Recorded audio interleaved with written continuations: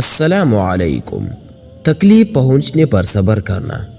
مولانا روم نے لکھا ہے کہ ایک دفعہ ایک شخص نے اللہ کی عبادت کرنا شروع کر دی اور پروردگار کی عبادت میں اتنا مشغول ہوا کہ دنیا میں سب کچھ چھوڑ چھاڑ کر سب کچھ بھول دیا اور سچی دل سے اللہ کی رضا میں راضی رہنے کے انسانیت کے راستے پر چل پڑا۔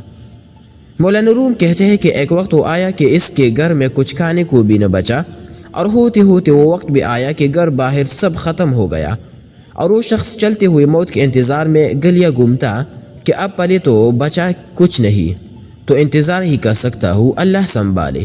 ایک دن بیٹھا ہوا تھا کہ دیکھا اس کے قریب سے ایک لمبی قطار میں گھوڑے گزرے۔ ان گھوڑوں کی سیٹ سونے اور چاندی سے بنی ہوئی تھی اور ان کی پیٹھوں پر سونے کے کپڑے پہنے ہوئے تھے۔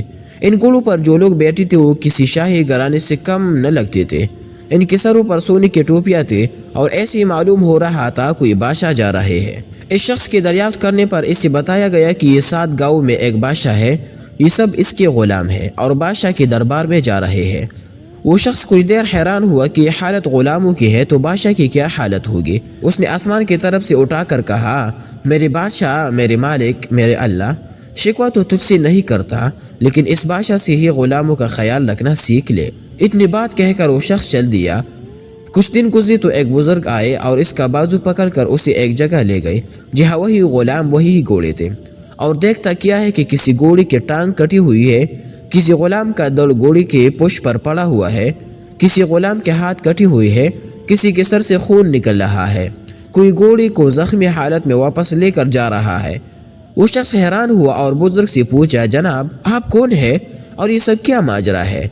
اس وقت اس بزرگ نے کہا کہ یہ وہی غلام ہے جو اس دن سونے میں لپٹے ہوئے تھے اور آج ہی ایک جنگ سے واپس آ رہے ہیں، اس لیے ان کی حالت ہے۔ مجھے خواب میں بس اتنا کہا گیا ہے کہ اسے کہنا بادشاہوں کے لیے قربانیاں دینا بھی ان غلاموں سے سیکھ لے۔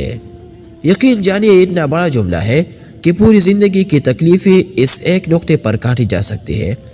ہم یہاں گھر بیٹھ کر ہی بات کر دیتے ہیں، جی دین کو ایسی نہیں ایسا ہونا چاہیے، جی یہ تکلیف ایسی کیوں آئی، اللہ سب تکلیفیں مجھے کیوں دیتا ہے، لیکن در حقیقت ہمیں قربانی دینا آیا ہی نہیں۔